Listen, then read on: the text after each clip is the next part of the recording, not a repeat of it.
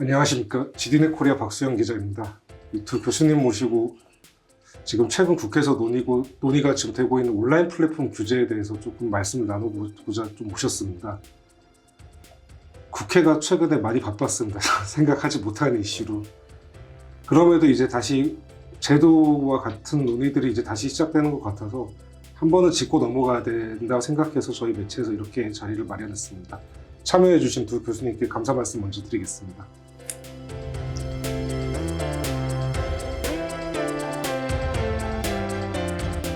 지금 온라인 플랫폼 규제 많이 얘기 나오고 있습니다. 뭐 한국뿐만이 아니라 유럽에서도 하고 미국에서도 하고 그만큼 플랫폼의 영향력이 커졌다라는 건 사실인 것 같습니다. 영향력이 커졌다라는 건 소비자들이 또 그만큼 사랑하고 있다는 뜻도 될 것 같습니다. 소비자들이 쓰지도 않는 뭐 도구들에 대해서 제도를 만들진 않으니까요. 이번 자담회에서는 지금 현재 국회에서 규제되는 논의에 대해서 문제점과 더 살펴야 되는 부분이 없지 않은가, 그런 부분을 좀 살펴보고자 합니다. 22대 국회 이전에서도 온라인 플랫폼 규제는 많이 논의됐었고 적절성에 대한 논의도 항상 찬반이 부딪혔습니다. 규제를 한다고 하면 그 규제의 목적이 있어야 되는데 지금 보면 오히려 규제에만 논의가 방점이 찍혀 있고 소비자 후생 측면에 대한 이야기는 많이 보이지 않는 것 같습니다. 이 부분에 대한 이 교수님 생각을 먼저 듣고 싶습니다. 예, 이제 말씀하신 대로 규제 목적이 분명해야 되거든요. 근데 보통 이제 플랫폼 규제라든 것들, 이런 것들은 대체적으로 경제 규제 영역이거든요. 그러니까 경제 규제는 시장의 실패를 교정하기 위한 규제입니다. 그러니까 시장의 실패를 확인하는 게 이제 우선적인 작업이어야 되는데, 근데 이제 여기 이제 많은 논의들이 좀 많이 섞여 있는 거예요. 왜냐하면 플랫폼이라고 했을 때 플랫폼이라고 다 같은 플랫폼은 아니잖아요. 예, 그러니까 기본적으로 플랫폼이란 말이 너무 넓고요. 근데 사실은 유럽의 규제 논의가 시작됐을 때는 뭐 정확하게는 표현은 안 했지만은 결국은 미국의 빅테크들 한 5개 내외의 그 빅테크 규제가 핵심이었던 것이고, 그 플랫폼들이 이제 소비자 후생을 가져다주고 혁신을 도모하고 뭐 이 수준이 아니라 아예 생태계를 지배하다 보니까 시장의 경쟁이 사라지고, 경쟁이 사라지면 자연스럽게 가격은 올라갈 수밖에 없고 소비자의 선택권도 줄어드는 문제가 있었다는 거거든요. 그래서 그걸 교정하기 위해서 이제 만든 건데, 근데 문제는 플랫폼이라는 말만 갖고 오고 그 배경을 안 갖고 오니까 이상하게 되겠죠. 더군다나 우리는 고유의 규제 목적이 하나가 추가됐어요.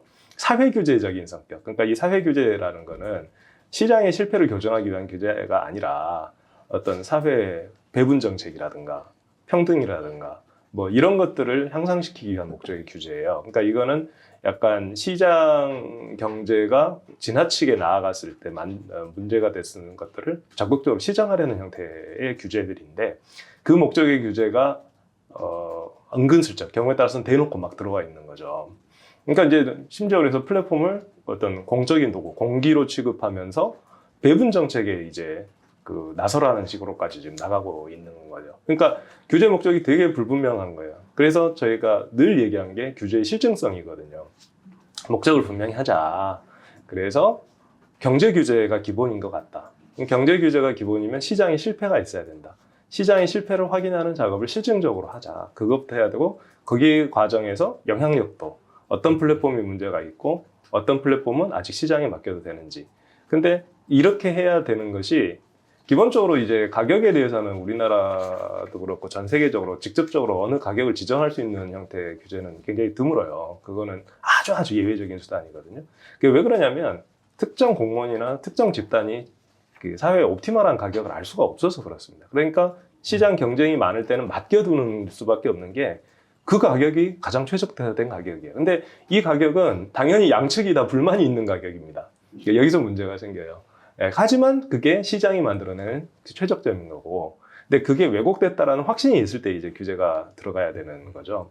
예, 그래서 이제 그런 부분들인데, 이게 한쪽 방향의 이야기만 너무 과해지면 당연히 예를 들어서 임차인하고 임대인 관계에서 임차인은 당연히 렌트에 불만이에요. 너무 높아서. 임대인도 렌트에 불만이에요. 너무 낮아서. 그렇기 때문에 시장에 어떤 균형이 필요한 건데, 지금 우리는 약간 한쪽 방향의 얘기를 듣는 거고, 거기에 아까 말씀드린 사회규제적인 목적이 더해지니까 배분 정책이란 말이 들어가면 렌트를 낮출 수밖에 없는 거죠. 임대인 니들이 희생해라. 그러니까 실증적으로 이게 가져다주는 편익하고 비용을 면밀하게 계산하고 그거를 계산해서 비교하고 아주 정밀하게 계산할 수 없지만 대체적으로 이 정도는 문제 심각하다. 나라가 나서야 된다. 이런 합의가 없는 상태에서 한쪽 말만 들어가니까 있는 거죠. 그래서 요컨대 시장 경제에서, 그러니까 경제 규제냐 사회 규제냐 이 목적 부분이 잘 안 돼 있고, 규제를 실증적으로 확인하기, 문제점을 확인해서 그거를 도입하는 그런 준비도 안 돼 있고, 그저 목소리 큰 곳의 규제 분야에서 먼저 규제하자, 이런 얘기가 지금 앞서 나서고 있는 게 가장 큰 문제다, 이렇게 생각을 합니다. 김 교수님. 네, 플랫폼 규제에 대해서는 사실 외국에서 이미 플랫폼 규제에 대한 일련의 법안들이 나오면서 우리나라에서도 플랫폼을 규제해야 된다라는 식으로 논의가 시작이 됐고요. 말씀하셨던 것처럼 플랫폼 규제의 사실은 주된 대상이 누구였냐를 좀 명확히 생각해 볼 필요가 있어요. 즉 우리나라에서 지금 생각하는 것처럼 많은 사람들이 사용하기 때문에 이것을 규제해야 된다가 아니라, 아까 이 교수님께서 적절하게 말씀해 주셨는데, 이 플랫폼이라는 것이 독점을 넘어서 어떤 생태계를 형성을 하고 그 생태계를 지배하면서 그 생태계의 다른 플랫폼이라든지 다른 수단들이 전혀 참여할 수 없게 되는 위험, 요게 발생할 수 있다는 거고, 그런 규제, 그러니까 그런 영역에 대해서는 일련의 규제가 필요하다라는 논의였습니다. 문제는, 그런데 이런 영역이면 어느 정도 규제 필요성이라는 것을 생각해 볼 수는 있어요. 그런데 어떻게 규제할 것이냐, 여기에 대해서는 사실은 나와 있지 않습니다. 물론 뭐 여러 가지 플랫폼 규제를 주장하시는 여러 학계의 논의들을 바탕으로 해서 어떻게 하면은 이런 시장 실패, 즉 플랫폼 시장의 실패를 찾아낼 수 있고 규제할 수 있느냐라는 논의가 나와 있긴 한데, 문제는 이게 정설이라고 보기에는 조금 어렵다라는 것이에요. 즉 아까 경쟁 규제다, 뭔가 지금 시장 실패가 발생했고 분명한 독과점이 발생했다라는 것을 측정할 수 있는 기준이라든지, 그럼 그럴 때 어떤 규제 수단을 투입을 해야 될 것이냐에 대해서 아직까지는 아주 대형 플랫폼, 그 초거대 플랫폼이라고 해도 이에 대해서는 명확하지 않은 부분이 있습니다. 그럼에도 불구하고 소위 가파라고 불리는 아주 초거대 플랫폼, 빅테크에 대해서는 이걸 좀 시행할 수 있다라는 식으로 시작한 게 바로 유럽연합의 법이라고 볼 수가 있는데, 우리나라에서는 그렇다면 그 논의가 어떻게 되고 있느냐? 빅테크에 대한 겨냥은 형식적으로 하고 있습니다. 그런데 항상 규제 정책에서 필요한 건 첫 번째는 규제 필요성이고 두 번째는 규제 가능성, 집행의 문제입니다. 이 집행이란 거는 현재 수단이 통용되지 않는 수도 있고요. 두 번째는 아주 현실적인 문제도 있어요. 즉 빅테크를 우리가 규제할 수 있느냐, 그 규제를 따를 것이냐라는 문제도 있거든요. 우리나라에 있는 현재 플랫폼 규제 법안들은 분명히 빅테크를 겨냥은 하고 있지만 실제로 빅테크를 규제할 수 있는 뾰족한 수단은 잘 보이지 않고 있습니다. 그러면 지금 우리나라 법안들이 겨냥하고 있는 것은 무엇이냐? 그런 생태계를 구축하고 그 생태계를 완전히 지배할 수 있는 그런 플랫폼이 아닌 플랫폼을 현재 겨냥을 하고 있고, 이런 플랫폼들은 그러면 무엇으로 규제할 것이냐? 규제 목적이나 필요성이 불분명합니다. 그러면 거기에 대한 비판이 들어와요. 규제 목적이 명확하지가 않습니다. 시장 실패가 있는지 확인이 되지 않습니다. 라고 했을 때 어떤 그 정부의 대응 방안 같은 것을 보면은 일부의 어떤 실패 사례, 그러니까 이 실패 사례가 하나 있다고 우리가 시장 실패라고 단언할 수는 없는 것인데, 어떤 실패 사례가 발생하면은 그렇기 때문에 플랫폼 법안을 만들어야 된다라는 식으로 접근해요. 근데 잘 보면 그 실패를 만회할 수 있거나 해결할 수 있는 문제는 플랫폼 법안이 없어도 해결할 수 있거나 플랫폼 법안에 들어갈 필요가 없는 그런 내용들도 있습니다. 그런데 그런 문제가 생기면 갑자기 플랫폼 법을 만들어야 된다라고 더 자극을 하고 어떤 그런 얘기를 하게 된다는 거예요. 그렇다면 과연 이런 법안의 방향 자체가 입법 방향이 맞는 것이냐에 대해서 우리가 지속적으로 논의할 수밖에 없고, 이런 비판이 커질수록 수용 대신 새로운 자꾸 목적을 추가를 합니다. 아까 말씀드렸던 어떤 사회적인 어떤 규제를 해야 된다라든지, 어떤 공공성에 대한 문제를 갖고 온다라든지, 심지어 최근에는 플랫폼의 어떤 공공재적 성격까지 얘기를 하고 있는데, 그 논의에 어떤 가부를 떠나서라도 지금 이런 식으로 규제 정책을 추진한다라는 것은 상당히 문제가 있다라는 것을 먼저 말씀드리겠습니다. 두 말씀 들어보면은 소비자 후색을 따지기 전에 확인되지도 않은 시장 실패를 두고 그 규제를 좀 도입하려는 데서 좀 문제가 있다, 그런 식으로 조금 읽힙니다. 많이 고민되는, 또 많이 논의됐던 이야기입니다. 그 시장 규제라고 보면 보통 이제 경쟁법이라든가 다른 이제 특수 사업법들이 있을 텐데 그 있던 규제로도 어느 정도는 살필 수 있는데 새로운 법을 도입한다고 해서 중복 규제 아니면 이중 규제 이런 말들을 많이 쓰고 있는데 이 부분에 대한 영향에 대해서는 어떻게 생각하시는지 좀 여쭙고 싶습니다. 이게 문제가 있는 데만 해결을 해야 되는데 지금 우리 규제가 이게 사실은 플랫폼에 국한된 얘기는 아니고 우리 규제 전반의 문제인데 일단 규제 법안을 만들 때 최대한 브로드하게 만들려고 그래요. 근데 여기에는 여러 가지 이유가 있습니다. 근데 그 중에 하나는 그 규제 기관의 관할 경쟁 같은 겁니다. 그래서 처음에 깃발을 꽂을 때 최대한 넓게 꽂아놔야 된다라는 어떤 교조적인 신념이 있어요. 제가 봤을 때는. 그러니까는 규제해야 되는 대상만 하는 게 아니라 이 기회에 어차피 국회가 쉽게 안 해주니까 이 기회에 이건 우리 거야 라는 깃발을 꽂아놓겠다는 얘기가 있는 거예요. 그래서 지금 플랫폼 규제를 하는데 예를 들어서 시장 실패가 글로벌하게 확인된 영역이 있어요. 대표적인 게 앱마켓입니다. 네, 인앱 결제 규제 문제는 유럽도 하고 미국도 하고 우리나라도 문제가 심각해요. 근데 그러면 제가 규제를 플랫폼 규제를 다 반대하는 게 아니라 그런 건 하자예요. 오히려 지금 규제로도 부족하다. 더 정확하게 해야 돼요. 왜냐하면 그거를 정확하게 규제하는 법안이 그 법률이 없어요. 전기통신사업법이 개정이 돼 있지만 규정이 좀 부족합니다. 그렇게 해놓으면 안 돼요. 그거보다는 더 사전적이고 더 적극적인 규제가 필요한데 대표적으로 이건 예를 한번 들어보면 되게 쉬운데 우리나라 인앱결제 수수료 30%거든요. 그럼 예를 들어서 멜론이 매출액의 30%를 내요. 인앱 구매액의 30%를 수수료. 이게 이익의 30%가 아니라 매출액의 30%이기 때문에 어마어마한 액수예요. 실제로 따져보면.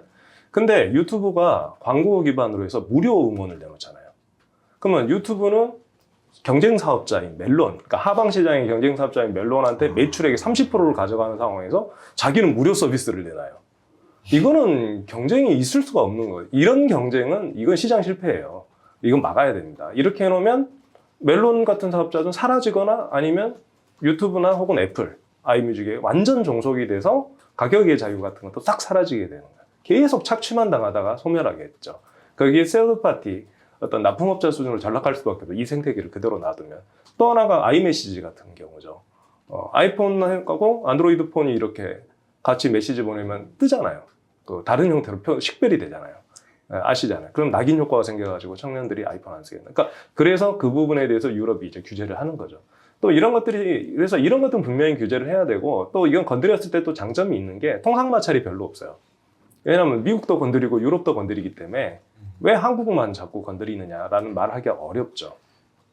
그런데 이런 것들은 오히려 사전적으로 규제를 해야 됩니다. 그러니까 왜 이게 이제 문제가 되냐면 사후 규제 방식은 지금 경쟁법이 있는 사후 규제 방식이 그건데 행위가 일단 하고 나중에 그게 경쟁에 영향을 미치면 안 좋은 영향을 미치면 규제하겠다는 방식인데 사전 규제는 애초에 그런 것은 만들지도 말아요. 그러니까 훨씬 강력해요. 그래서 사전 규제는 함부로 하면 안 됩니다. 함부로 하면 안 되는데 다만 이렇게 시장의 실패가 확실하고 사전 규제 방식으로는 아니면 사전 규제가 아니면 해결할 수 없다면 사전 규제가 필요한 거죠. 그러니까 지금 DMA가 이런 사전 규제를 많이 도입하고 있는 부분이 있어요. 그래서 애초에 그 상호 운용성 확보하지 않은 서비스나 제품은 내놓지도 말아라라는 취지거든요. 그래서 몇 가지 영역이 이제 이런 거예요. 그래서 앱마켓도 다른 앱마켓을 금지하는 게 아니라 다른 앱마켓을 자유롭게 설치할 수 있게 하라예요. 방해하지 말아라. 그래서 그런 것들이 안 나오는 제품 만들지도 말아라. 그럼 사람들이 의아하게 생각하실 거예요. 그럼 못 만드나? 근데 실제로 굉장히 제한적이에요. 구글 플레이 스토어랑 똑같은 거를 뭐 만들려면 우리나라에서 그 되는 게 원스토어하고 갤럭시 스토어밖에 없는데 이게 왜 되냐면 갤럭시는 제조사니까 원스토어는 통신사니까. 근데 기타 나머지 회사들이 그런 앱마켓을 만들고 싶어 할 때 앱이 실리지를 않아요. 온갖 보안이라든가 여러 가지 이유로 다 이렇게 못하게 많이 방해해 놨거든요. 근데 애초에 그렇게 하지 말고 처음부터 앱마켓 다 만들 수 있게 해라 해요. 그렇게 해서 앱마켓끼리 경쟁이라도 만들자.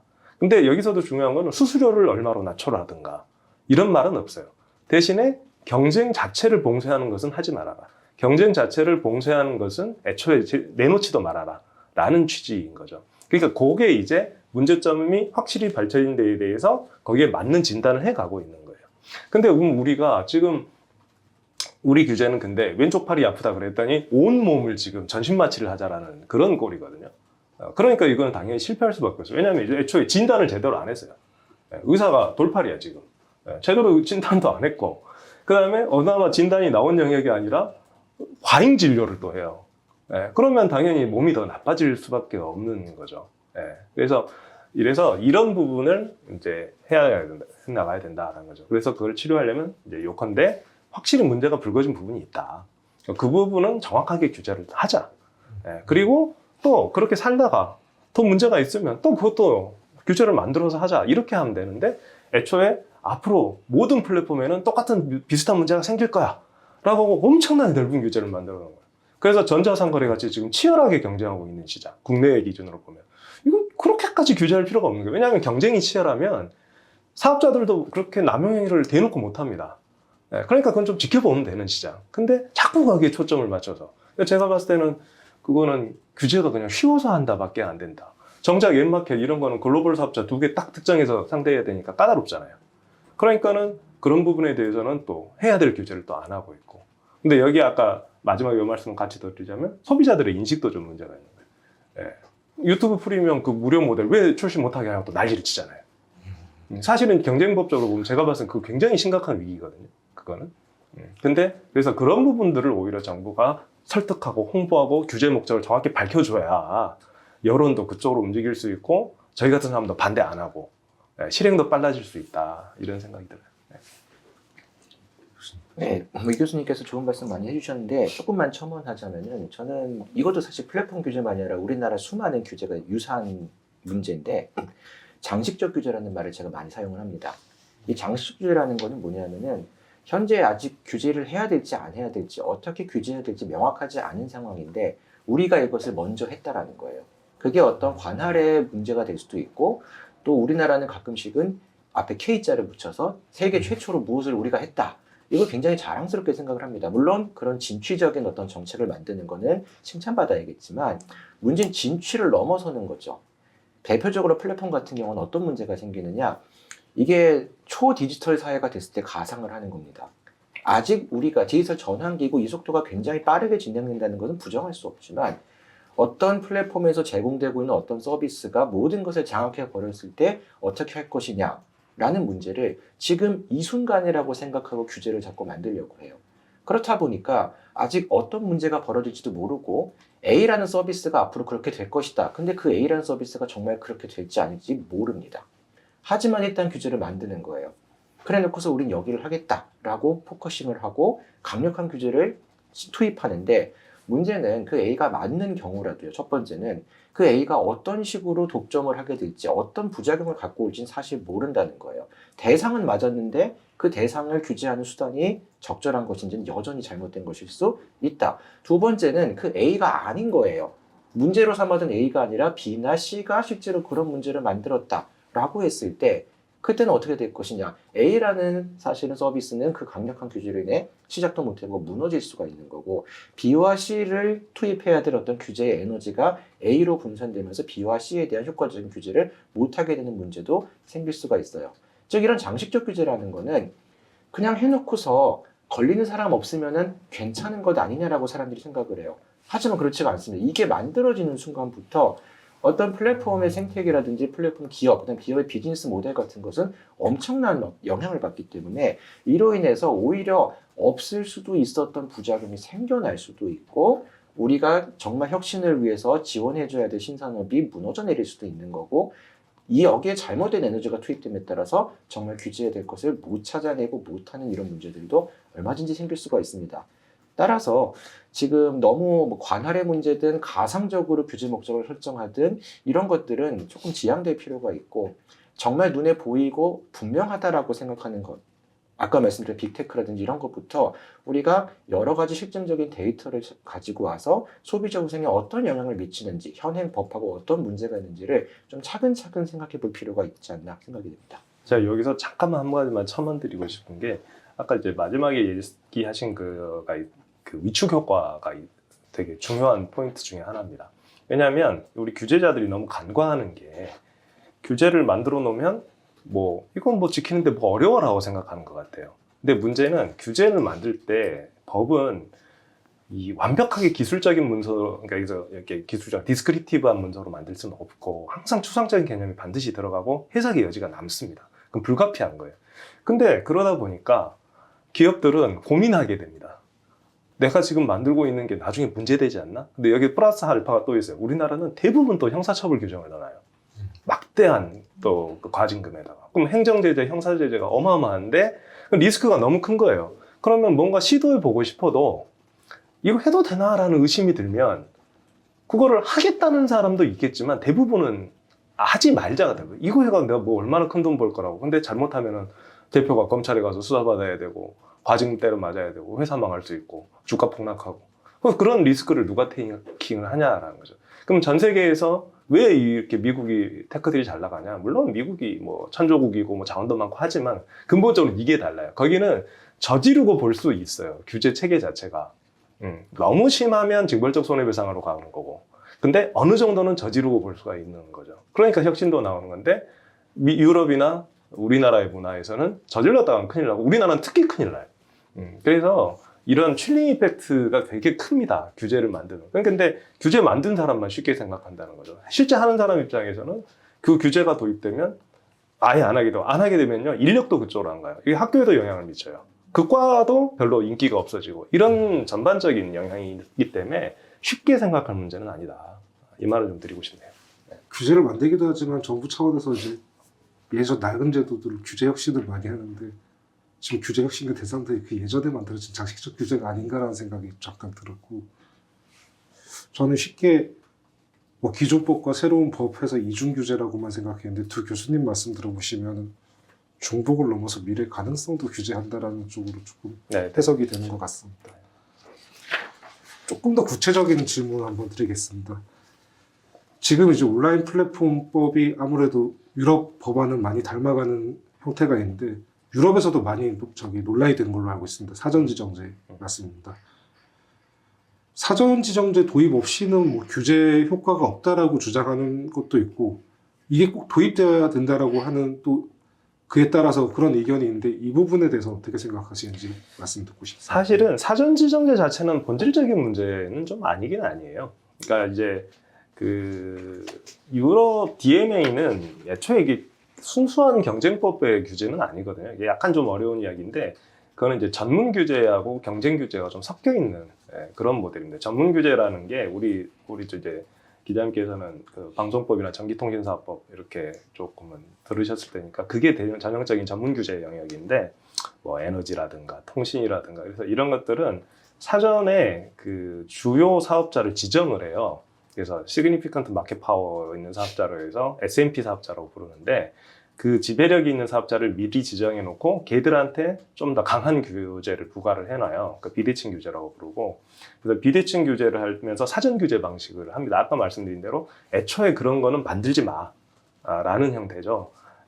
쉽게 말하면. 그래서 이제 그런 SMP 사업자 지정, 그 다음에 그 SMP 사업자에 대해서 사전 규제와 비대칭 규제를 부과하는 이 형태가 전문 규제의 일반적인 방식인데 DMA는 그런 결단을 내린 거예요. 왜냐하면 공정위는 기본적으로 사후 규제예요. 행위 규제. 그래서 행태 규제라고 하는데 일단은 공정거래법에는 불공정 거래 행위를 하지 말라잖아요. 그러니까 사전에 그런 비즈니스 아예 하지 말라는 건 아니에요. 하는데 불공정하게 하지 말라잖아요. 그러면 해놓고 나서 나중에 문제가 되면 뒤에서 치는 거니까 사후 규제거든요. 근데 이렇게 되면 항상 행위가 앞서고 규제가 후행하죠. 반드시. 그러니까 이렇게 쫓아가다 보니까 한계가 있더라. 그러니 플랫폼 기업들을 뭐 1조, 2조 과징금 때려봤자 안 바뀌고 이미 그때에 대해서는 생태계도 다 망가져 있으니 애초부터 하지 마라. 그래서 그런 항목들을 열거를 한 거예요. 근데 여기는 딱 그거를 글로벌 빅테크, 그 다음에 뭐 좀 논란이 있는 중국의 기업 한두 개, 그래서 그냥 한 7개쯤 딱 그냥 정해놓고 니들은 이건 절대 하지 마. 이런 서비스 제품 아예 출시조차 하지도 마. 처음에 만들 때부터 상호 운영성 확보해놔. 데이터 액세스 확보해놔. 이렇게 이제 시작을 한 거예요. 그게 이제 그건데, 그러니까 거기는 그러니까 어쨌거나 그 과할지 안 할지는 몰라도 목표는 확실했던 거예요. 도저히 우리가 어떤 형태로도 극복할 수 없는 몇 개 사업자에 대해서 도저히 경쟁에 막혀서 해결이 안 된다고 유럽 스스로가 판단한 어떠한 항목을 이렇게 하자죠. 근데 이걸 이제 우리나라는 갖고 오면서 제가 차라리 DMA를 그대로 베껴왔으면 그러려니까 근데 그것도 아닌 거예요. 그거를 일단은 공정위가 갖고 왔어. 공정위가. 아까 말씀드린 공정위는 사후 규제를 하는 기관인데. 근데 DMA는요, 디지커넥트하고 디지컴이 이제 같이 하거든요. 그러니까 우리 식으로 하면 방통위, 과기부, 공정위가 공동 권한을 행사해요. 근데 우리는 원래 사후 규제만 하는 공정위가 DMA 스타일 룰을 가져왔어요. 그러니까 이상해요. 그리고 이러면 사실은 아까 앱마켓 같은 경우 규제해야 될 영역에서는 규제 효과도 안 나와요. 그건 거꾸로 애플하고 구글을 사전 지정을 한 다음에 걔들한테 사전적 의무를 부과해야 효과가 있는 영역인데 이건 그것도 아니고 또 사후 규제 형식이니까 그러니까 규제해야 될 영역은 제대로 하지도 못해 또. 그리고 규제하지 말아야 될 때는 이제 또 과한 부분이 있어요. 왜냐하면 이게 말이 지금 그 공정위가 사후 지정으로 바꿨다고 하지만 거기에 양적 기준들이 다 있거든요. 그러니까 누구나 봐도 내가 CG 사업자가 된다는 거를 바로 예측할 수 있어요. 예, 매출 3조 이상, 그 배민 때문에 4조에서 3조로 낮춘 거잖아요, 지금. 그러니까 말이 사후 규제지 실질적으로는 사전 규제나 사전 지정이나 똑같아요. 그러니까 우리나라에서는 이미 리스트 나와 있잖아요, 이미. 그것만 봐도. 그러니 사실상 이 사업자들은 내가 이제 이런 거 하면 안 되네가 되는데 이 경계는 또 애매해요. 뭐는 이런 서비스 제품은 출시하면 안 된다도 아니고 이런 건 하지 말아라인데 자사후대를 하지 말아라 이렇게 돼 있단 말이에요. 그러면 뭘 하면 안 되고 뭘 하면 안 되는지조차도 또 불분명하고 그러니까 이게 정말 이상한 규제. 잡아야 될 것도 못 잡고 안 잡아야 될 건도 또 잡고 또 사전 지정의 효과는 또 뭐냐 애매하고 또 그거를 왜 또 전문 규제 기관도 아닌 공정위가 하느냐에 대한 의문도 있고 그래서 그러니까 근본적으로 사전 지정의 어떤 문제라기보다는 규제 체계를 설계하는 방식이 굉장히 막 뒤섞여 있고 혼란스럽다. 그러니까 아까도 말씀드린 그런 부분. 그러니까 예를 들어서 공정위가 자기의 관할권을 최대한 확보하면서 편하게 행사하려는 방법이 뭔가라는 관점에서 접근하면 이해가 돼요. 근데 우리가 규제를 설계하는 사람들이 일반적으로 생각하는 그런 어떤 논리적인 도그마틱하고는 좀 거리가 멀어져 있다. 그래서 사전 규제 자체만의 문제가 아니라 규제 방식 설계 전체가 많이 좀 혼선이 있다. 이렇게 말씀드릴 수밖에 없게 됐습니다. 사전지정제를 그러니까 우리나라 법안에서 사전지정제를 제가 보면서 느낀 거는 앞으로 돌아가지만 이거야말로 정말 규제 목적이 뭔지 모르고 만들었다라는 걸 보여주는 방증이라고 보여져요. 조금 전에 전문 규제 얘기가 나왔는데 이 전문 규제라는 거는 결국 어떤 때 사용되는 것이냐 이게 시장에 물론 맡길 수는 있지만 시장에 맡기는 것만으로 해결되지 않는 별도의 공익 목표가 있는 경우 이때 주로 많이 발생합니다. 첫 번째. 두 번째는 만약에 이거를 시장에 맡겼을 때 시장에서 해결하지 못한 경우에요. 사후적으로 들어가도 규제의 성과가 별로 나지 않는 이런 상황에 보통 전문 규제가 활용이 돼요. 이런 전문 규제가 활용되는 부분이 어디냐면은 보통 공공 서비스라고 불리는 인프라 서비스들입니다. 에너지라든지 통신, 가스, 철도 이런 것들이거든요. 이런 것들의 특징은 뭐냐 하면은 사실은 프리라이드 효과도 굉장히 많이 일어나고 중복 투자 같은 문제가 사실 굉장히 이런 우리가 알고 있는 인프라 사업이에요. 인프라 사업에서 주로 전문 규제가 많이 사용되고 그 이외에 인프라 사업은 아니지만 사후적으로 투입됐을 때 전혀 성과를 내지 못하는 이런 부분이 있습니다. 그렇다 보니까 DMA 그다음에 DSA가 어떤 부분에서 이런 전문 규제의 성격을 가진 것을 투입했느냐. DMA 같은 경우는 게이트키퍼예요. 이 게이트키퍼라는 것은 물론 당연히 사적인 어떤 기업의 문제지만 얘네가 특히 아주 초거대의 핵심적인 게이트키퍼들을 막지 못했을 때의 문제는 나중에 사후적으로 국가가 규제해봐도 성과가 발생할 수도 없고 그 다음에 이미 얘네들은 어느 정도 공공 서비스적인 성격을 좀 가지고 있는 것이다라고 판단을 한 겁니다. DSA 같은 경우는 어떠냐? 현저하게 불법적인 어떤 콘텐츠에 대해서 차단을 하거나 여기에 대한 어떤 문제를 보겠다라는 거예요. 명확한 기준이 있습니다. 물론 세부적으로 들어가면은 그게 무엇이냐라는 해석의 여지는 있지만 적어도 우리는 무엇을 대상으로 하기 때문에 이런 것을 규제하겠다라는 것이 나와 있어요. 그렇다 보니까 전문 규제고 이 전문 규제랑 경쟁 규제에서의 차이는 경쟁 규제는 경쟁을 유효하게 만들어주면 공익은 알아서 만들어지는 겁니다. 즉 새로운 어떤 공익을 정부가 미리 정해주는 게 아니에요. 몇 퍼센트가 공익인 것이다. 몇 퍼센트를 넘어가면 안 되는 게 공익인 것이다를 정해주는 게 경쟁 규제는 아닙니다. 그런데 전문 규제에선 그걸 정해야 돼요. 어디가 공익인지를 정하게 돼 있다는 거죠. 그렇다면은 이런 게이트키퍼라든지 현저하게 불법적인 콘텐츠 이런 문제에 대해서 전문 규제를 하겠다라는 유럽연합의 법을 우리나라에 가져와서 사전 지정을 하겠다라는 거예요. 근데 여기 들어가 있는 거는 전문 규제에 들어갈 필요가 없는 플랫폼 기업들이 무수하게 들어가 있고요. 그 다음에 그것이 무엇인지도 모르고 전문 규제에 투입되는 수단과 경쟁 규제에 투입되는 수단들이 마구 혼재되어 있습니다. 즉 무엇을 규제하겠다라는지 모르겠다라는 상황이나 마찬가지라고 좀 보여지고 관할에서도 왜 공정거래위원회가 이것을 하느냐 사후 규제고 경쟁 규제를 하는 곳인데 전문 규제를 하겠다라는 것 사실은 유럽연합에서도 DSA, DMA의 상당 부분의 문제는 이것은 공정성은 공정성인데 이 공정은 페어플레이다. 즉 경쟁 규제에 대한 것이고 다만 이게 안 되는 몇몇 부분은 우리가 확실하게 규제하겠다는 점이거든요. 그런데 이것을 전문 규제 쪽으로 가져간 부분을 공정거래위원회가 가져간다라고 했을 때는 페어플레이를 넘어가는 부분을 가져가겠다라는 거거든요. 전 약간 이 부분에서 공정거래위원회가 앞으로 좀 이름을 바꿔야 되지 않을까라는 생각이 들어요. 경쟁규제위원회라고 해서 경쟁규제를 정말로 하는 그런 규제위원회가 돼야 되는 거고 그 이후에 여기서 공정성이라는 건 페어플레이가 아닌 그런 공정성에 대해서 어떤 경우는 국가가 지원을 해주거나 국가가 더 강하게 규제를 해줘야 되는 거는 각 영역별로 정말 전문 규제라는 것을 전 다른 말로 가끔 영역 특수적 규제라고 얘기를 하는 게 그 영역마다 정해진 특수한 공익에 대한 규제입니다. 여기에 대한 규제를 공정거래위원회가 전담을 한다는 것은 사실은 좀 어폐가 있다라고 생각이 돼요. 정리하자면 사전 지정을 지금 가지고 어떤 것을 규제할 것인지 전문 규제 영역인지 경쟁 규제 영역인지를 사실은 별로 구별되지 않은 채로 규제 대상으로 하고 있다.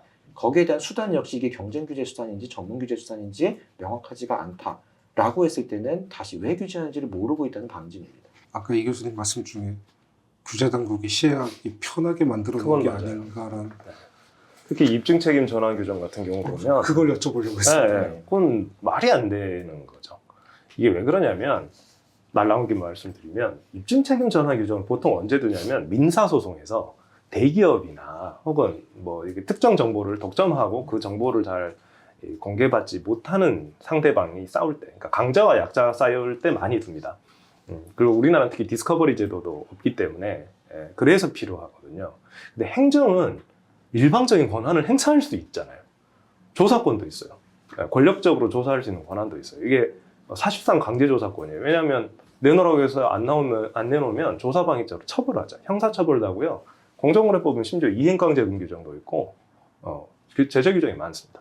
그런데 그걸 할 수 있는 사람이 입증 책임을 전환한다는 게 말이 안 되는 거예요. 자기가 조사해서 가져올 수 있는데 왜 입증 책임을 전환하냐는 거예요.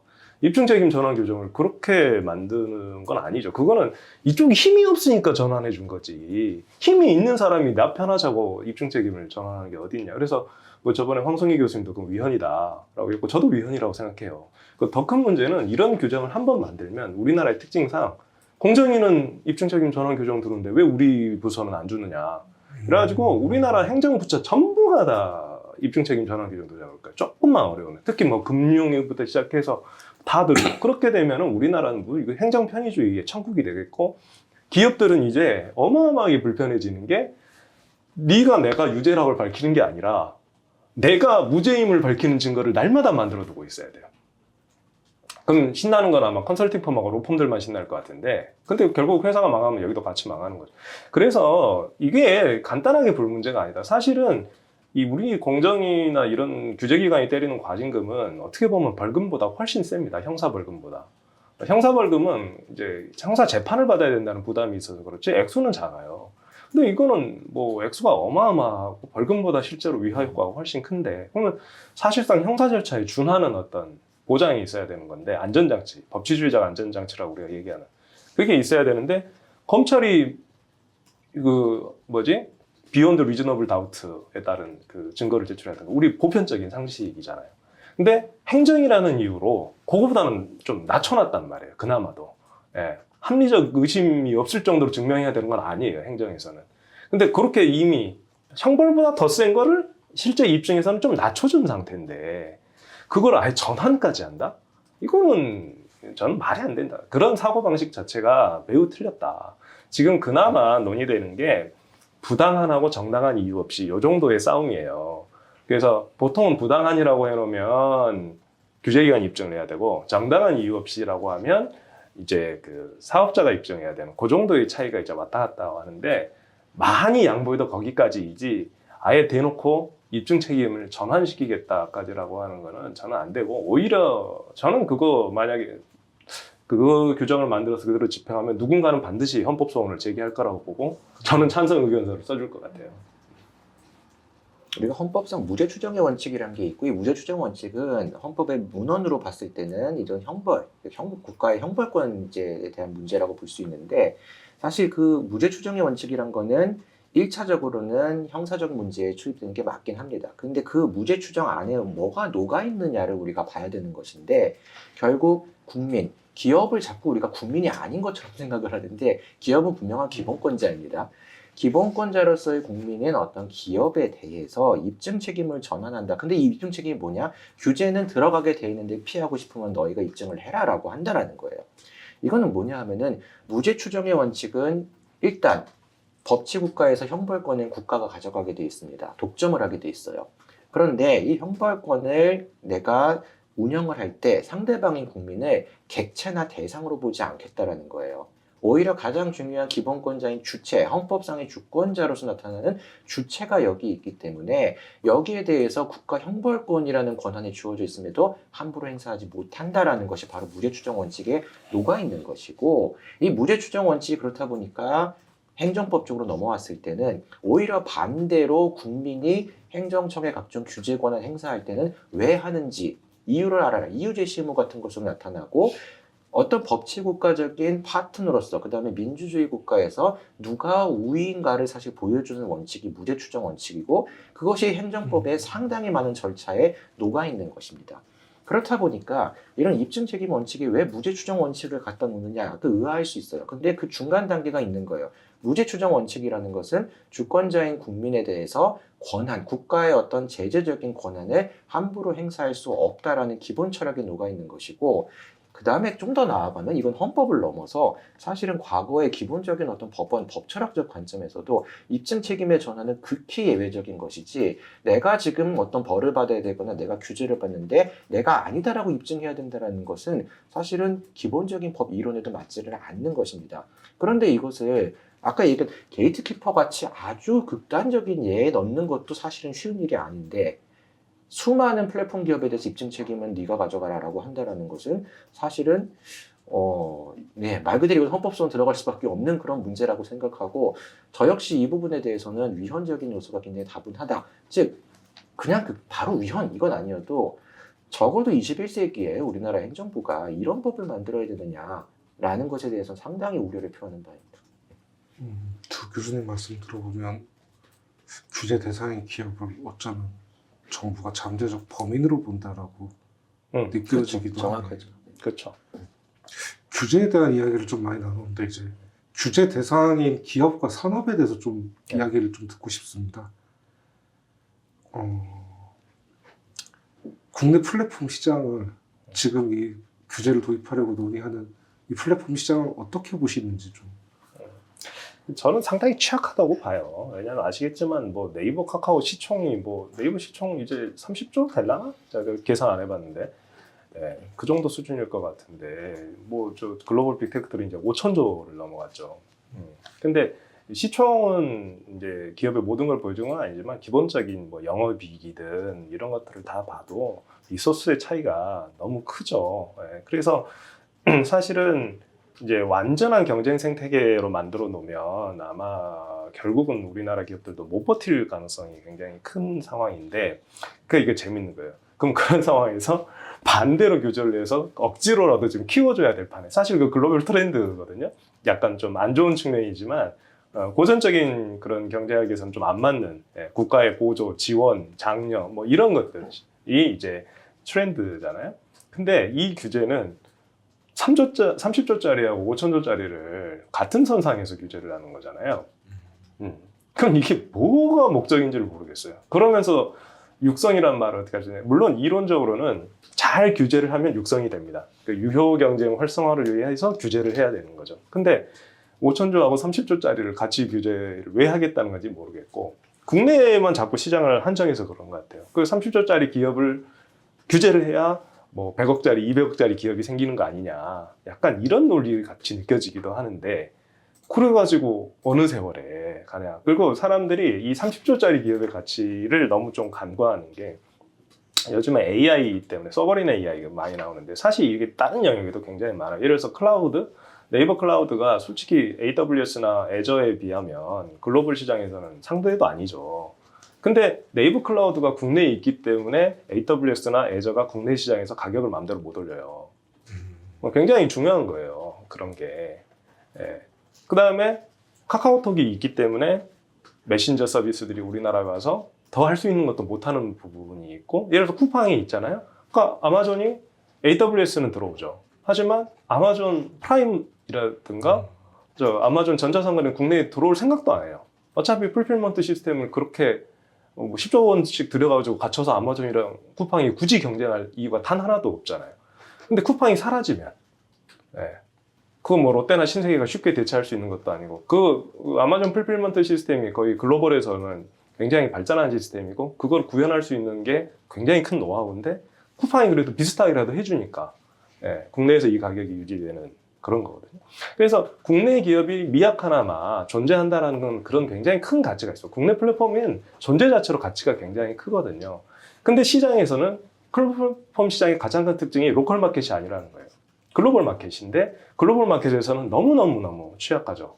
예, 아까 뭐 앱마켓 얘기도 했지만 갤럭시 스토어 전 세계 시장 점유율 0.1% 정도밖에 안 될 것 같은데 느낌적으로 원스토어 국내에서 한 15% 내외이지 글로벌에서는 거의 제로에 가깝죠. 그러니까 이런 것들을 정부가 정책적으로 키워줘도 모자라는데 지금 약간 잡음이 있다고.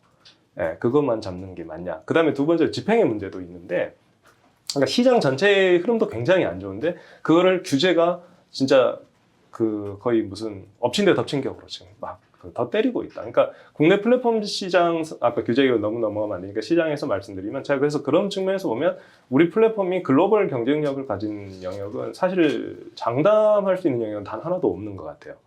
예, 그러니까 다른 플랫폼들에 비해서 우리 플랫폼이 확실한 우위에 있다는 아예 없고, 그냥 비벼볼 만한 영역도 거의 없다. 예, 근데 그나마 로컬 마켓이니까, 예, 로컬 마켓이고 그러다 보니까 조금 살아남는 수준이 정도 있을 뿐이고, 또 그 중에 또 많은 것들은 미국이나 이런 빅테크들이 굳이 들어올 이유가 없어서 안 들어온 것에 불과한, 내 작정하고 하려고 하면 할 수는 있는 이런 생태계다. 그러니 보고까지는 아니어도 그 최소한 니들 보고 같은 선상에서 달리라고 하는 게 굉장히 무리한 요구인 상황이고, 그리고 만약에 이렇게 가게 되면 그런 거 어떻게 되냐면 다 팔게 돼요. 왜 그걸 굳이 갖고 있겠어요? 네. 외국 기업에 그냥 몇십 조 받고 팔면 오너 입장에서는 세상 뭐 3대가 그냥 편하게 먹고 살 수 있는. 그러니까 너무 그렇게 때리면 안 된다는 거죠. 네. 네, 뭐 말씀 다 주셨는데 실제로 우리나라 플랫폼 기업 중에서 과연 전면적으로 글로벌 마켓하고 싸웠을 때 이겨낼 수 있는 플랫폼 기업이 있을까라고 생각했을 땐 저는 별로 없다고 생각합니다. 그렇다면 왜 하고 있느냐? 로컬이 살아남는데 이게 굉장히 재밌는 게 정부 측도 그렇고 소비자들도 그렇고 결국 로컬 플랫폼이 있기 때문에 지금 각종 소비자 후생이라든지 또는 우리 현재 국내 사정에 맞는 그런 서비스들이 제공되고 있는 건데, 반대로 어떻게 생각하느냐? 쟤들은 어차피 글로벌 경쟁력도 없는데 로컬에서, 즉 자국민들 상대로 장사해서 근근히 먹고 살고 있다. 자국민이나 좀 속된 말로 자국민을 벗겨먹으면서 사는 기업이지 쟤들은 의미가 없다라는 식으로 얘기를 하는 거예요. 저는 이게 그럼 자국 플랫폼들을 규제해서 없애고 나면 누가 들어올 것이냐? 글로벌 플랫폼 들어오거든요. 그들이 그럼 굉장히 공정하고 굉장히 가격 합리적이고 수수료도 덜 받고 라고 할 기업이냐고, 어떻게 그런 생각을 하면서 얘기를 하는지는 저는 모르겠어요. 지금 사실 이제 대학에 있는 분들이나 아니면 각종 기관들에 있는 분들은 구글하고 굉장히 많은 싸움을 하고 있어요. 옛날에는 구글이 뭐 얼마나 갖췄던 각종 뭐 서비스라든지 그런 거 다 유료로 하는데 계속 가격이 올라가고 있거든요. 플랫폼에 대해서 다들 걱정한 게 뭡니까? 생태계를 지배하고 나서부터는 완전 좌지우지할 수 있다는 건데, 그게 가장 문제가 되는 게 빅테크예요. 그렇다 보니까 DM에 있는 빅테크를 겨냥을 한 거고, 근데 우리나라는 우리나라 자국의 토종 플랫폼, 로컬 플랫폼들을 겨냥을 해서 쟤들은 어차피 경쟁력도 없고 국민들을 상대로 장사는 하는 건데 뭐 라는 식으로 지금 규제를 한 다음에 그럼 글로벌로 오면 거기에 대해서 규제를 할 수 있느냐? 저는 별로 그게 성공적이지 않을 것이라고 생각을 하고 있거든요. 그렇다 보면은 지금 무엇을 위해 규제하느냐, 저는 약간 생각 드는 것은 굉장히 정치적인 이슈가 많이 작용하고 있는 게 아닌가라는 생각이 드는 거예요. 실제로 DMA처럼 어떤 게이트키퍼를 규제한다 이런 얘기가 아니라 항상 나오는 거는 수수료, 소상공인 상생 방안이거든요. 소상공인 상생 방안을 왜 전문 규제를 합니까? 사실은 그거부터 사실 말이 안 되는 거거든요. 그런 식으로 한다면 그러면 구글이라든지 아마존, 우리나라에 이미 들어와 있는 각종 문제에 대해서는 그런 생각을 해본 적이 있느냐? 없다라는 것이거든요. 그러면 지금 결국 돌고 돌아서 계속 이거 왜 하느냐? 로컬 플랫폼을 잡기 위해서 한다. 로컬 플랫폼에 그럼 어떤 문제가 있느냐? 이러이러한 문제가 있다. 그거를 규제할 필요가 있는 것이냐? 잘 모르겠지만 얘네가 저번에 봤더니 뭐 벌써 갑질을 했다더라. 어떤 라이더가 교통사고로 당했다더라. 라는 걸 가지고 갑자기 전체 플랫폼 생태계를 뒤바꿀 규제를 하겠다. 굉장히 의아한 거죠. 그리고 여기서 잠깐만 첨언드리면 이게 좀 저런 인식들이 있어요. 플랫폼이 좀 날로 먹는다라는 생각들을 그렇죠. 다 하시는 것 같아요. 근데 좀 오해를 하면 안 되는 게 플랫폼 기업이 날로 먹는 수준이 되려면 애플, 구글까지는 그 정도는 올라가야 날로 먹어요. 그렇게 날로 먹을 것 같으면 네이버 영업이익이 뭐 해마다 10조는 나왔어야죠. 그 정도 투자해서 1조 남짓 버는 거, 우리나라 한 1조 원쯤 벌면 어마어마하게 번다고 생각하는데, 아니 네이버 국내 최고의 IT 기업이 1조밖에 못 벌면 법인세 얼마나 내겠어요. 그들이 10조는 100조는 벌어줘야 우리 그 세금도 법인세도 한 30조씩 내주고 그래 나라가 돌아가는 건데, 너무 순진한 생각들을 한다. 근데 플랫폼 기업들이 초창기에는 아마 이 얘기하면 대부분 좀 생각들이 바뀌시는데, 클라우드 서비스 비용 아마 당근 같은 수준에서도 연간 수백억을 냅니다. 그죠? 왜냐면 근데 그 필요해요. 그 다음에 보안도 계속 강화해야 돼요. 개보이가 자꾸 때리니까. 그 다음에 클라우드 안에서 AI 좀 많이 돌려봐야 되기 때문에, 그러려면 클라우드 서비스 수백억씩 내야 스타트업 기업들이 맞춤형 서비스도 제공하고 뭐 이렇게 하는 건데, 이걸 너무 쉽게 생각하는 것 같아요. 그냥 뭐 가만히 있으면 다 되는 거죠. 그러니까 IT 기업이 어느 정도 규모까지 올라갈 때는 거의 막 무한대의 투자가 들어가야 되고 그 실패 확률도 굉장히 높아. 그리고 투자처를 끌어오기도 어려운 이런 상황인데, 근데 자꾸 완전히 완성된 사람들이 날로 먹는 것만 보면서 니들 날로 먹는데 뭐 그 좀 덜 먹어봐 라고 얘기하는 게 맞냐라는 생각이 좀 드는 거죠. 마찬가지로 로컬 플랫폼에 대한 어떤 편견도 굉장히 강한 게, 로컬 플랫폼이 지금 물론 출발 자체는 빅테크들이 해놓은 것을 사실은 우리가 따라가면서 어떻게든 여기서 해보려고 하는 그런 상황인 거는 맞죠. 선구자는 아닙니다. 근데 실제로 이제 정부 인사들이라든지 아니면 뭐 언론에서 가끔 그런 얘기가 나오는데, 과연 우리나라 플랫폼이 뭘 혁신을 했느냐? 입법자 입에서도 나옵니다. 혁신한 게 뭐가 있느냐? 옛날 뭐 타다 사건 같은 경우도 그냥 택시에다가 전화 하나 붙여놓은 게 무슨 혁신이냐? 라고 얘기를 하면서 규제를 하자. 플랫폼도 마찬가지. 배달 뭐 이거 그냥 연결시켜 놓고서 무슨 돈을 받냐? 라고 하는데, 이게 사실은 뭐 플랫폼 기업이라든지 산업이라든지 아니면 어떤 법적 문제에 대해서 전혀 모르시는 분들이 그냥 사담으로 얘기하는 거라면 그럴 수도 있습니다. 입법자의 입에서 이런 얘기가 나왔다라는 것은 저는 지금 이것은 너무 편향된 인식을 가지고 규제를 만든다라는 거예요. 실제로 제가 들었던 얘기 중에 하나가, 어떤 이런 그 플랫폼 기업들이 혁신을 한다. 내가 봤던 혁신은 PPT 잘 만든 혁신밖에 본 적이 없다. 우리가 왜 혁신적인지. 이런 얘기를 합니다. 그렇다면은 과연 이때까지 플랫폼 기업들이 만들어 오고 정말 뭔가 비즈니스를 계속 발전시키려고 하는 거에 대해서 이미 생각이 없다라는 거예요. 그 다음에 두 번째는 무엇을 겨냥하고 있는지도 거기서 보이는 거죠. 가파를 겨냥하고 있는 게 아니에요, 이거는. 바로 국내 플랫폼들을 겨냥하겠다. 국내 플랫폼들에 대한 강력한 규제 권한을 우리가 가지고 가겠다라는 것을 이미 다 보여주고 있는 겁니다. 정말 우리나라가 지금 규제를 해야 되고, 우리나라뿐만 아니라 다른 나라들이 글로벌하게 규제를 타겟팅하는 것은 가파인데, 지금 그런 얘기가 나온다는 것은 이미 가파를 규제하겠다는 마음이 아닌 거예요. 로컬 플랫폼을 규제할 권한을 강화하겠다. 우리 부처가 그런 힘을 더 많이 가져가겠다는 걸 보여주는 것밖에 아니다라는 생각이 듭니다. 스타트업들이 희망하는 게 우리나라에 어느 정도의 규모를 갖춘 플랫폼 기업까지 일단 성장을 하고 그 다음 해외 진출을 고민할 텐데, 그 자기들이 목표로 삼는 수준도 지금 쉽지 않다고 지금 말씀하신 걸로 이해됩니다. 이런 규제가 그러면 스타트업들에게 어떤 영향이 올 거라고 좀 내다보고 계신지. 그러니까 생각을 해보면 스타트업들이 글로벌로 진출해가지고 크게 성공을 바로 한다라는 거는 환상입니다. 그거는 불가능해요. 우리는 특히 랭귀지 베리어라는 것도 굉장히 커요. 한국 사람들이 개발해서 기본적으로 영어 서비스가 안 되면 글로벌로 성장이 안 되거든요. 왜냐하면 그 인구 자체는 중국어 사용 인구가 더 많겠지만 돈 많은 국가들은 다 영어를 쓰기 때문에 기본적으로는 영어 사용자가 이제 필수적인데, 그거 개발 단계에서도 이제 부딪히는 거예요. 애초에 우리나라 스타트업들은.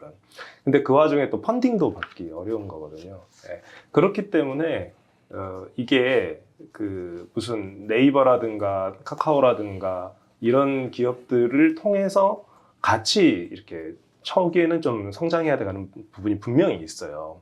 그러니까 자꾸 네카오가 있기 때문에 다른 기업이 진입장벽 때문에 못 올라온다라고 하면 저는 그거는 조금 생각을 좀 바꿔야 되는 부분이 있는 게 네카오가 생각보다 그렇게 강고한 지위가 아니고 심지어 뭐 예를 들어서 네이버 뭐 서치 엔진 시장만 해도 70% 80% 찍던 거 지금 몇 년 만에 지금 50%도 무너졌는데 그건 금방 무너지는 좀 취약한 거죠 글로벌 입장에서 보면. 그래서 뭐 스타트업들이 네카오 때문에 성장을 못한다는 건 좀 과하다. 그리고 그나마 네카오가 있기 때문에 서드 파티로라도 협업할 수 있는 기회가 더 쉽게 주어지는 것도 많아요. 아마 구글 애플이랑 직접 해본 사람들이 대부분 알 텐데 그렇게 친절하지 않고 또 한국 기업들한테 그렇게 막 관대하지 않죠.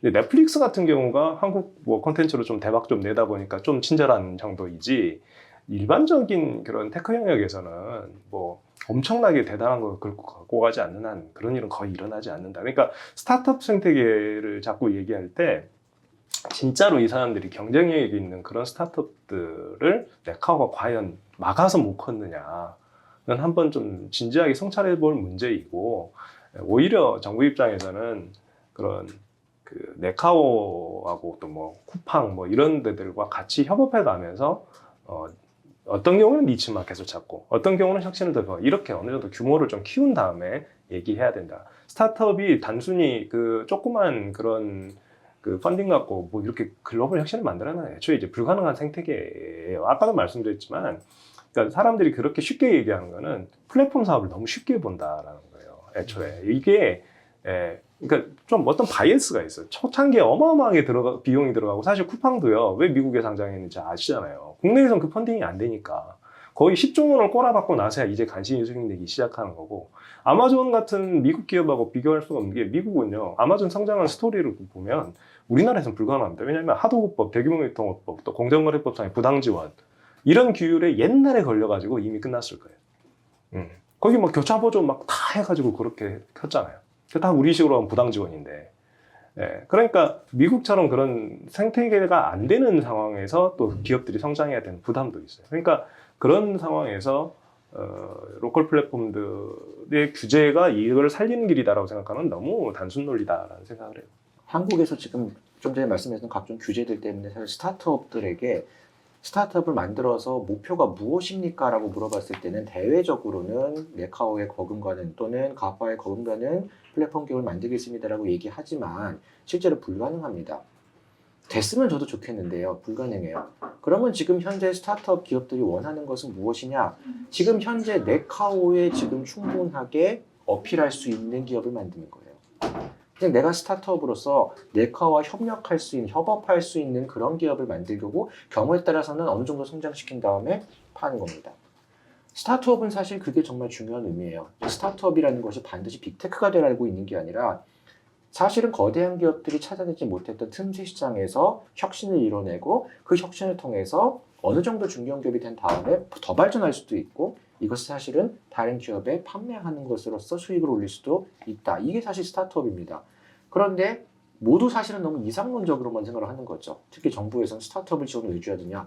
우리도 가파 같은 기업을 만드는 스타트업이 되겠다라는 거예요. 됐으면 좋겠어요. 저도 근데 정책이 거기에 맞춰지면 안 된다라는 것이고 더더군다나 그 정책이 누구 때문에 안 되기 때문에 스타트업을 살리기 위해서 얘네를 규제해야 된다라는 정책은 애초부터 틀린 정책이다라고 볼 수밖에 없어요. 그래서 정말로 스타트업이 미국에서처럼 아마존이라든지 애플도 사실 그랬죠. 차고에서 만드는 애플이 이렇게까지 빅테크가 될 수 있도록 하려면은 지원, 몇 푼 돈 지원해 주는 게 아니라 정말 그럼 우리가 그런 각종 금융이라든지 이런 문제들 다 전반적으로 손을 볼 것이냐. 그게 아니라면은 함부로 누구 때문에 못 큰다라는 말을 해서는 안 된다라고 생각을 해요. 마지막 질문으로 조금 하나 드리고 싶습니다. 이제 규제 측면 그리고 우리나라 산업 측면 봤는데 아무래도 법은 사람을 위한 것이다 보니까 그 이용자, 소비자의 측면으로 좀 바라봐야 될 것 같은데 이런 법이 도입됐을 때 잘 쓰고 있던 서비스가 품질이 떨어진다고 하면 그건 다시 이용자 피해가 될 수 있다라고 보면은 그런 이야기가 많잖아요. 네. 그런 부분에 대해서는 조금 어떻게 생각하시는지 말씀 부탁드립니다. 그래서 그게 그 소비자에 대한 어떤 인식, 그다음에 교육, 홍보 뭐 이런 것들이 굉장히 중요해요 생각보다. 전반적으로 보면 리터러시라고도 할 수 있는데, 그러니까 시장 경제에 대한 이해가 좀 필요한데요. 제가 이게 학교에서 가르치다 보면 특히나 더 많이 느낍니다. 왜냐하면 우리 학생들은, 제가 늘 농담으로 하는 게 반진담이 돼버린 말이 있어요. 우리 이 코리안에게는 규제의 피가 흐른다. 규제의 DNA가 있다.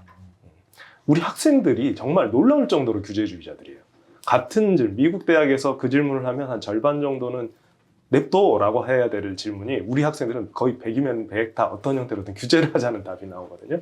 그러니까 학교 현장에 이 막 대학 진입한 애들부터도 규제를 안 하면 큰일 나는 애들이 들어오고, 이 사람들이 나중에 커서 규제자가 되고 입법자가 되는 거죠. 그래서 이 소비자들의 어떤 시장 경제의 다이나믹에 대한 이게 이제 근본적으로 바뀌지 않으면 이 문제가 쉽지 않을 것 같은 생각이 들어요. 그러니까 소비자 후생이라는 것도 당장 나에게 직접적으로 오는 그것만 보거든요. 그래서 배달 플랫폼을 예를 들어보면 지금 그러니까 이유는 그거잖아요. 수수료가 너무 비싸서 이 음식 가격도 높고 배달료도 높고 그래서 소비자 부담이 크다. 근데 한번 생각을 해보면 배달원을 한번 고용을 한다고 생각해보면 어떻게 되겠나요? 지금 우리 최저임금 체계 하에서 배달인을 고용하면 최소 연간 3천만 원 정도는 줘야 되겠죠. 그 다음에 오토바이도 사줘야 되겠죠. 더 큰 문제는요, 사용자 책임입니다. 사고가 났을 때 사용자 책임을 져야 돼요. 근데 사람 한 명이 예를 들어서 죽거나 다치면 몇 억은 기본입니다, 요새. 근데 그거를 그 배달원은 당연히 자력이 없으니까, 무자력일 테니까 여기 저기 누구야, 그 식당 주인이 내야 될 거 아니에요. 그럼 식당 주인이 그 푼돈 벌어가지고 갑자기 사고 한 번 나면 몇 억씩 내는 그런 사업을 어떻게 하냐. 그래서 지금은 이미 시장 구조 자체가 배달 플랫폼 없이는 배달은 불가능한 상황이에요.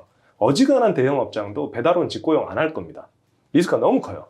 근데 그런 상황이니까 자연스럽게 배달 플랫폼이 나온 거예요. 플랫폼이 아니고서는 배달 서비스는 사라져야 될 상황이거든요. 근데 플랫폼이니까 이걸 다 모아서 지금 배달 서비스라는 게 가능한 거거든요. 근데 그 배달 플랫폼을 그렇게 해서 서비스하기 위해서 최고 수수료 9.8% 정도 받고, 그래도 뭐 쿠팡은 아직 흑자도 아닌 것 같고, 배민이 이제 작년에 간신히 처음 흑자를 냈는데 그 정도 수준이 과연 과한 거냐? 그 정도도 못 벌면 누가 그걸 하냐라는 거죠. 그럼 소비자들 입장에서는 이 가격을 내고라도 배달 플랫폼이 있고 배달을 할지 내가 직접 테이크아웃을 할지에 대해서 선택권이 있는 게 낫냐, 아니면 국내에 배달이라는 서비스는 아예 싹 사라지고 가서 먹거나 내가 테이크아웃 하거나 두 개밖에 안 남는 게 더 낫냐. 지금은 분명히 선택권이 있거든요. 그래서 이런 중에서 좀 크게 봐야 된다. 배달 플랫폼 때문에 가격 올라서 못 사 먹겠어?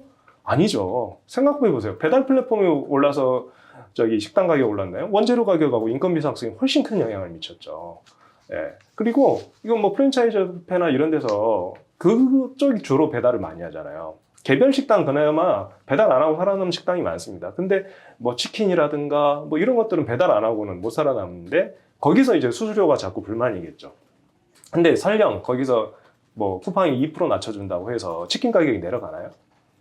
그거 낮출 거, 석유값이랑 똑같은 거예요. 세금 낮춘다고 기름값 그대로 안 내려갑니다. 예. 꼭 2% 낮춘다고 해서 뭐 치킨 가격이 내려갈 리는 저는 거의 없다고 보고, 결국은 배민이나 쿠팡에서 뺏어서 우리 프랜차이즈 협회가 더 먹겠다, 이거밖에 안 되는 것 같고. 근데 그렇게 하지 말고 자기네들이 그러면 가맹비라든가 다른 것들에 대해서 얼마나 개선 노력을 했는지도 의문이고, 또 더 문제는 그게 그렇게 쉽게 보이고 부당해 보이면 자기들이 만들어서 그럼 배달앱을 한번 해보든가요. 그렇게 쉽지 않습니다. 공공배달앱 다 망했잖아요. 예. 그걸 아까도 제가 누차 얘기했지만 플랫폼 운영하는 게 그렇게 간단한 일이 아닙니다.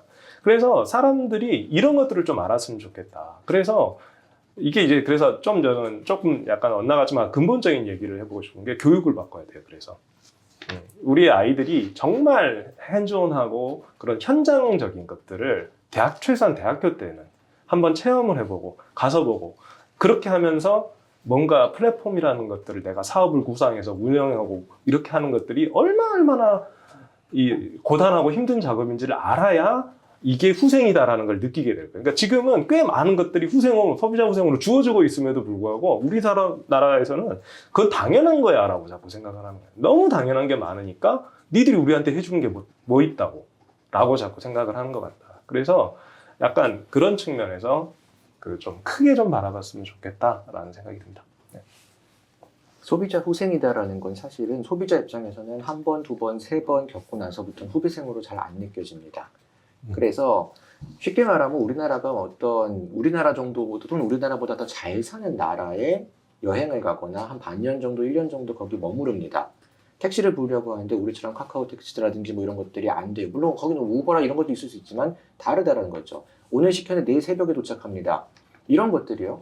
물론 이런 것들이 뭐 무조건 다 좋은 것이냐 이런 문제는 잠깐 떠나서 현재 플랫폼이 대한민국 국민들에게 제공하고 있는 소비자 후생이다라는 것은 어마어마한 것인데 여기에 대해서 사람들은 잘 몰라요. 왜냐하면 이미 내가 누리고 있기 때문에 그러합니다.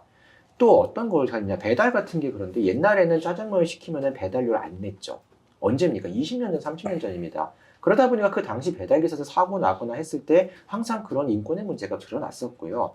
실제로 제가 학교 다닐 때 저 학교 안에 오토바이를 타고 질주하던 분이 맨날 깃발을 꽂고 다니면서 왜 그렇게 하느냐, 배달업도 분명히 직업이란 걸 알고 사람들이 알았으면 좋겠습니다라는 얘기를 했단 말이에요.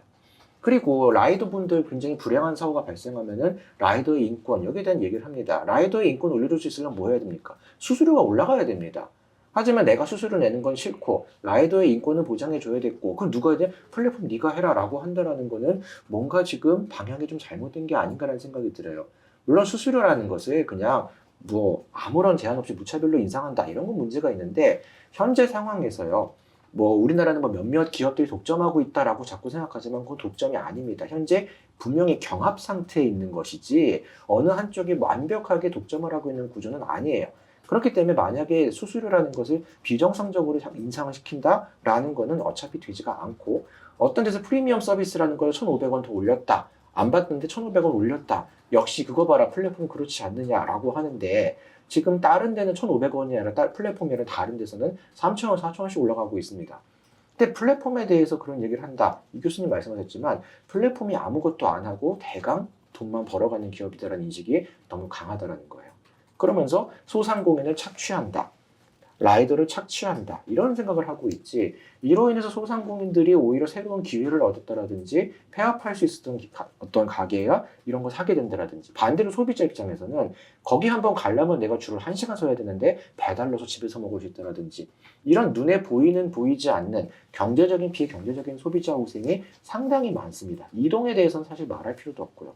이런 것들을 사실은 그냥 플랫폼이 뭐 하기 때문에 라는 식으로 막는다라는 것은 상당히 문제가 있고 교통 같은 경우가 오히려 반대의 경우 어떤 문제가 있냐면은 자 플랫폼이 어떤 교통을 지금 사용한다. 근데 여기에 대해서 뭘 어떤 거를 뭐 함부로 누굴 골라받으면 안 되고 뭐 하면 안 되고 하다 보니까 어떤 문제가 생기냐면은 택시 같은 경우에서 요즘 길에서 손 들고 잡을 수가 없습니다.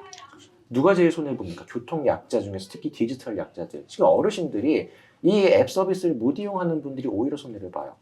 그런데 거기에 대해서 각종 플랫폼의 어떤 경쟁성, 공정성, 수수료 이런 얘기를 하다 보니까 오히려 그런 문제를 다루기가 어려워지는 문제도 생기고 있는 거거든요. 그럼 정말 소비자 후생을 늘리기 위해서 우리가 해야 될 거가 그냥 지금 당장 수수료를 3%, 4%다. 사실 왜 3%인지도 모르잖아요.